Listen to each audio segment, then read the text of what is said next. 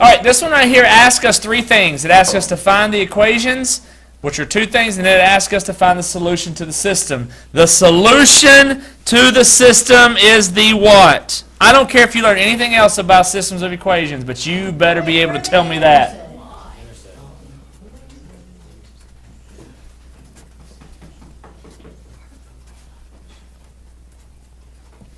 Point of intersection.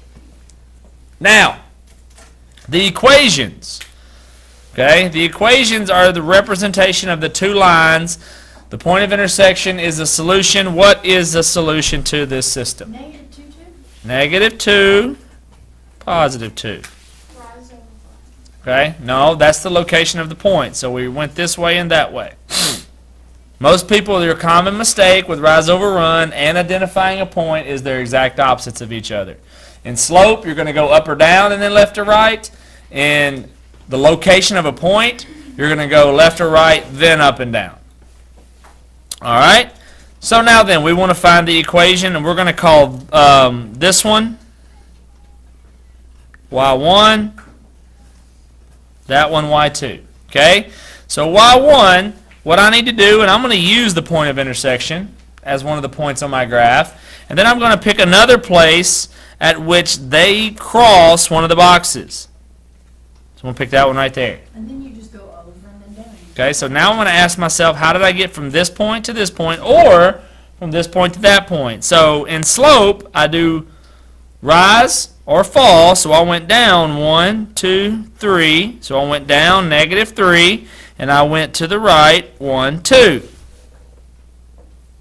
So my rise was, or fall, negative 3, and my run was 2.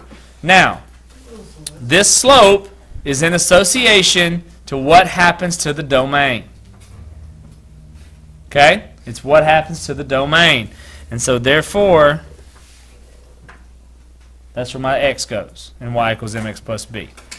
All right, now, the missing piece of my equation is the what? The y. The y Intercept. intercept. It is the point where the graph crosses the y-axis, which is right here. And so it's minus 1. Okay? Next one, I'm going to choose the point of intersection, and here's another point at which it crosses into the box. And so from there, I perform the slope. 1, 2, 1, 2. Okay? Slope is what happens on the domain. And what's my y-intercept? 4. Plus 4. Okay?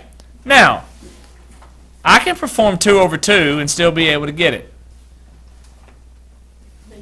But I can also reduce it down to 1x plus 4 because 2 over 2 reduces to 1. And those are the equations that represents the system of equations. Now, one thing I also would like to do, can I go from here to standard form? Because let's say you're doing this on the ACT and they ask you to identify an equation that represents the given system, just like that, but your solutions are not in slope-intercept form. Can we go from slope-intercept form to standard form? Yes. So we're going to do that now.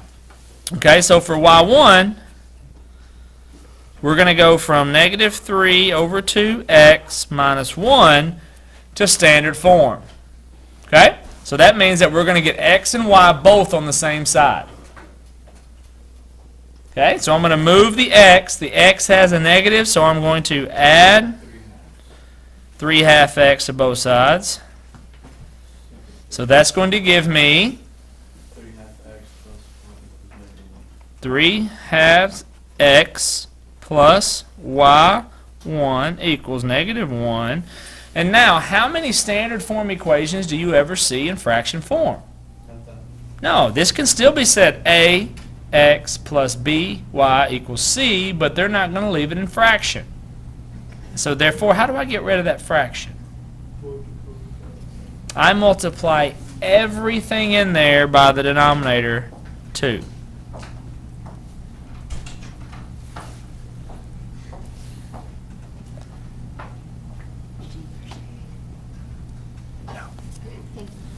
So right here, this 2 is going to cancel with this one, or you could look at it as 6 over 2 and cancel it, reduce it. This 2 is going to multiply to the y, and this 2 is going to multiply to the negative 1. And so this equation that we did for y equals mx plus b form is the same thing as 3x plus 2y equal to negative 2.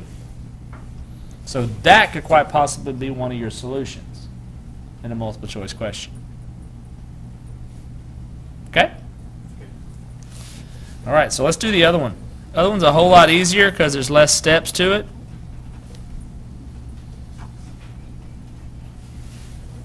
Why is there less steps to it? Because there's no fraction. There's no fraction.